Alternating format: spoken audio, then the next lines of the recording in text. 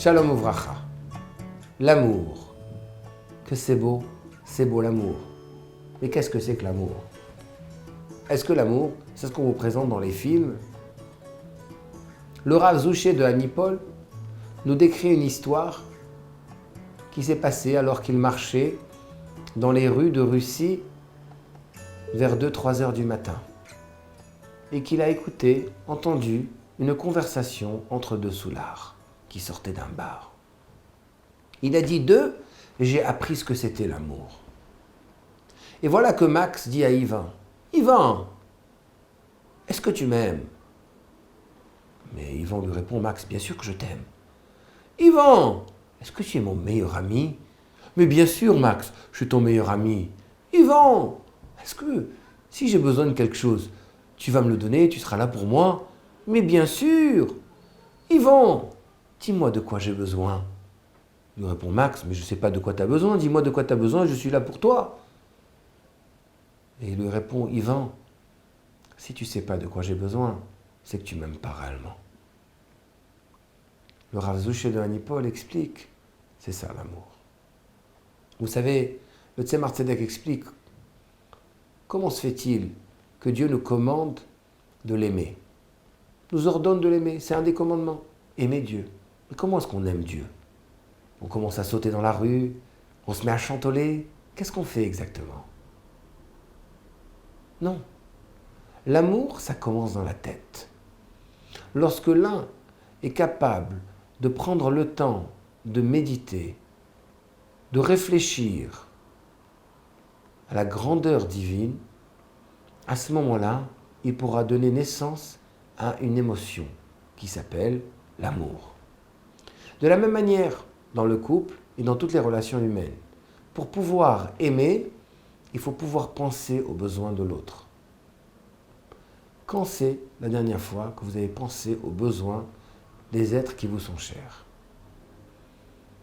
Lorsque vous marchiez dans la rue ou lorsque vous avez fait des courses, est-ce que vous avez pensé à un petit détail qui peut-être pourrait justement leur faire plaisir? Une parole d'encouragement qui pourrait leur faire plaisir. Le mot ahava en hébreu a une valeur numérique de 13, qui est la même valeur numérique que le mot echad, 1. Pour devenir un, pour aimer, il faut pouvoir donner. Ahava, ça vient aussi du mot hav, donner. Lorsqu'on donne à un autre, lorsqu'on est là à s'investir, à ce moment-là, on aime. Et c'est d'ailleurs ce que Avraham Avinu a dit lorsqu'il était avec sa sœur, plutôt avec sa femme, et qu'il lui a dit d'être sa sœur. Il dit, je t'en prie, Sarah, dans ce pays, dis que tu es ma sœur. Les gens qui voudront se rapprocher de toi vont me donner des cadeaux. Ils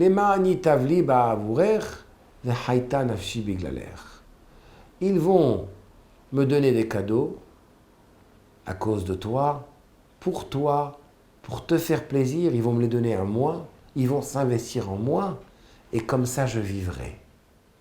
En fait, le message enseigné ici, le Nahal Advash nous explique qu'en fait, lorsqu'ils vont investir en moi, une chose dans laquelle on a investi, une personne à qui on a donné de soi, on ne peut pas la tuer. C'est quoi l'amour? L'amour, c'est l'investissement de soi. Lorsqu'on passe du temps, qui est du vrai temps, avec la personne qu'on aime, lorsqu'on réfléchit et on médite sur les besoins de cette personne, à ce moment-là, on peut éveiller en soi l'amour.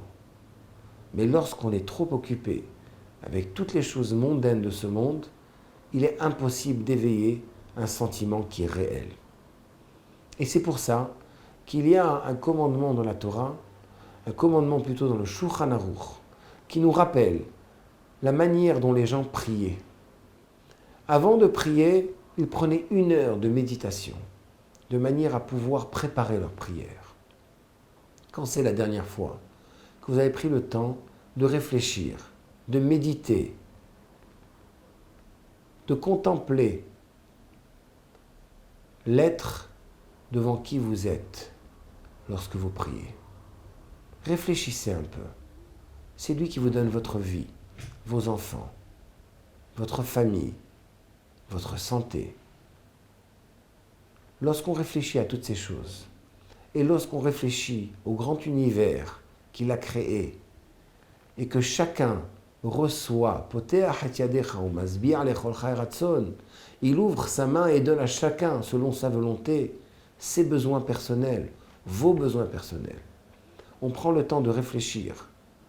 On n'arrive pas à la prière à la dernière minute, mais on prépare sa prière. À ce moment-là, l'expérience de Tfila, c'est une vraie expérience d'amour entre la création et le Créateur de l'univers qui vous donne à vous tous vos besoins. Prenez le temps de réfléchir. Prenez le temps de réfléchir au prochain. Prenez le temps de réfléchir à Hachem et vous verrez comment votre cœur sera toujours rempli d'amour. C'est ça, l'amour.